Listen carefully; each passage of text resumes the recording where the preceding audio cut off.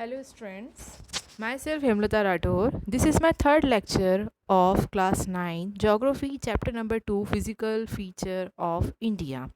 Now in this lecture I will explaining you the peninsular plateau of our country. So let's start. आप सभी ने प्लेटू के बारे में सुना होगा. प्लेटू इज़ अ टेबल लैंड. एक टेबल लैंड की तरह इसका स्ट्रक्चर होता है प्लेटू का.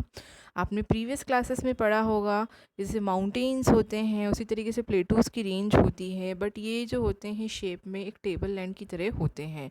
Now it is composed old crystalline rocks, igneous rocks and metamorphic rocks. ये पुरानी क्रिस्टलाइन रॉक्स से, इग्नियस रॉक्स और मेटामॉर्फिक रॉक्स से मिलके बने हैं, जो हमने पढ़ा था रॉक साइकिल में.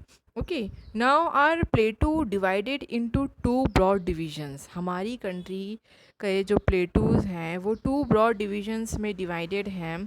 First central highlands and second Deccan plateau. First अगर बात की जाए तो सेंट्रल हाईलैंड हैं, जो मैं आपको एक्सप्लेन करने वाली हूँ. Now look at this map of India. यहाँ पे आप देखिए, आपको ये सेंट्रल पार्ट दिख रहा होगा. This is known as central highland. मतलब ये भी प्लेटू कहलाता है, लेकिन इसका नाम क्या है? जनरली सेंट्रल हाईलैंड इसे नाम दिया गया है. नर्मदा रिवर जो है उसके ऊपर का जो पोर्शन है, नॉर्थ पोर्शन जो है, जिसे कहा गया है सेंट्रल हाईलैंड. और Malwa plateau is also known as central highland.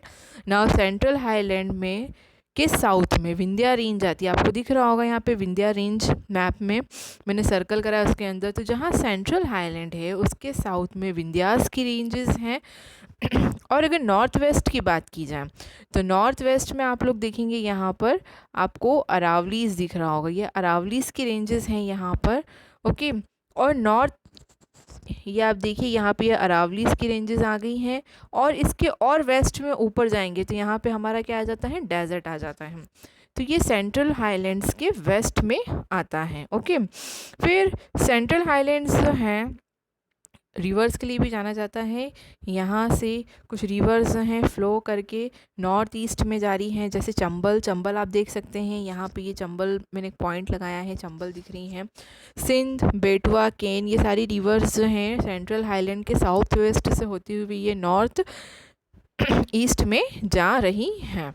Okay, now अब अगर हम बात करें सेंट्रल हाईलैंड के ईस्ट की, तो सेंट्रल हाईलैंड के ईस्ट में आता है छोटा नागपुर प्लेटू. ये आपको दिख रहा होगा, ये छोटा नागपुर प्लेटू. तो छोटा नागपुर प्लेटू किसके ईस्ट में आ रहा है?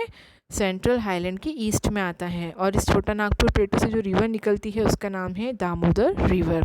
तो यहाँ मैंने आपको एक्सप्लेन करा था सेंट्रल हाईलैंड के बारे में. अब आता है हमारा द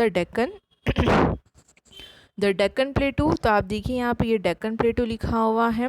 डेक्कन प्लेटू जो है ट्रायंगुलर है शेप में, क्लियर. और ये नर्मदा रिवर के साउथ में आता है. मतलब डेक्कन प्लेटू के ऊपर से कौन सी रिवर निकल रही है? नर्मदा निकल रही है. अब अगर हम बात करें डेक्कन प्लेटू के नॉर्थ में, तो आप देखिए यहाँ पे सर्कल से टच कर रहा है एक सतपुड़ा रेंज, जो डेक्कन प्लेटू के नॉर्थ में आता है. ईस्ट की बात किया जाए तो यहाँ पे कुछ केमूर हिल्स, महादेव हिल्स जो हैं वो लोकेटेड हैं. उसके अलावा डेक्कन में अगर आप देखें तो डेक्कन प्लेटू जो है इसका जो स्लोप है वो काफ़ी ऊंचा है comparison to the central highlands के. क्लियर. नाउ डेक्कन प्लेटू जो है ये सेपरेट है छोटा नागपुर प्लेटू से. It is separated by fault from the Chota Nagpur प्लेटू. ये छोटा नागपुर प्लेटू से क्या हो रहा है? सेपरेट हो रहा है. तो यहाँ मैंने आप लोगों को पेनिनसुलर प्लेटू में सेंट्रल हाईलैंड एक्सप्लेन करा और डेक्कन प्लेटू एक्सप्लेन करा है. अब आप देखिए डेक्कन प्लेटू आपको दिख रहा है. डेक्कन प्लेटू के ईस्ट में आप देखेंगे तो एक लाइन आपको दिख रही है. ये लाइन आप देखिए यहाँ पे ईस्ट में, this is known as eastern Ghat. Okay, और ऐसी वेस्ट में आपको एक लाइन दिख रही है जिसे कहा गया है वेस्टर्न घाट.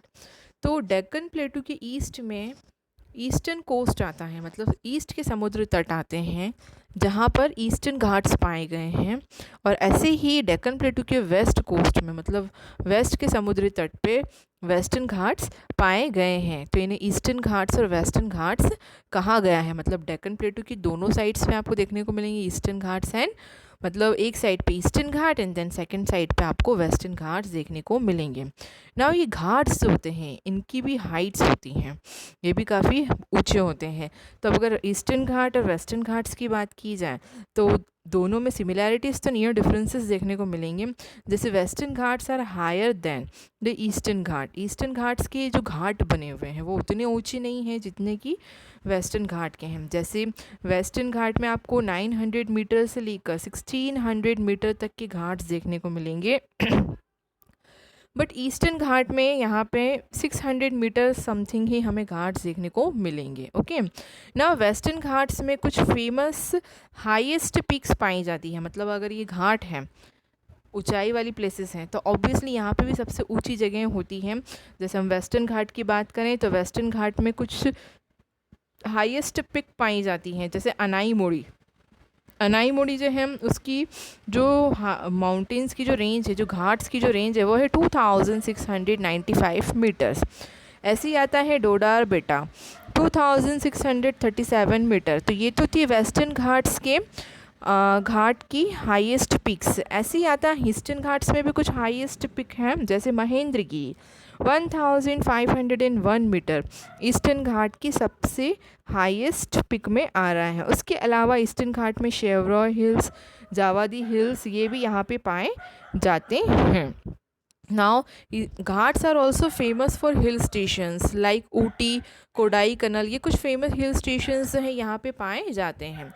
हमने प्रीवियस क्लास में पढ़ा था कि जो प्लेटूज़ होते हैं जनरली कैसे बनते हैं। तो प्लेटू जो है वो लावा की जो एक्टिविटी होती है, वॉल्केनिक एक्टिविटीज़ जो होती है उसके थ्रू ही प्लेटू बनते हैं।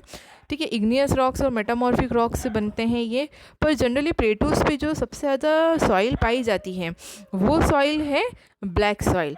आपने देखा होगा कि जो हमारा डेक्कन प्लेटू है ये महाराष्ट्र वगैरह में आ रहा है, तो यहाँ पे जो सबसे ज़्यादा सॉइल पाई जाती है वो है हमारी ब्लैक सॉइल होती है। और ब्लैक सॉइल पे कॉटन की खेती काफ़ी अच्छी होती है। तो महाराष्ट्र में आपने देखा है कि यहाँ ब्लैक सॉइल की अवेलेबिलिटी है प्लेटू रीजन में, तो यहाँ पे कॉटन की खेती काफ़ी अच्छी होती है। And प्लेटू also store house of rich minerals. अगर हमारे कंट्री के प्लेटू की बात करें तो ये काफ़ी ज़्यादा मतलब अगर मिनरल्स की अवेलेबिलिटीज़ यहाँ पे देखने को मिलेंगी, जैसे चाहे वो सेंट्रल हाईलैंड हो या डेक्कन प्लेटू हो या छोटा नागपुर प्लेटू हो, यहाँ पे बहुत ज़्यादा हमें क्या देखने को मिलेगा, मिनरल्स जो हैं देखने को मिलेंगे। ठीक है, तो ये सारा जो लेक्चर था ये पेनिनसुलर प्लेटू से रिलेटेड था। नेक्स्ट लेक्चर में हम लोग कवर करेंगे island and desert. Thank you.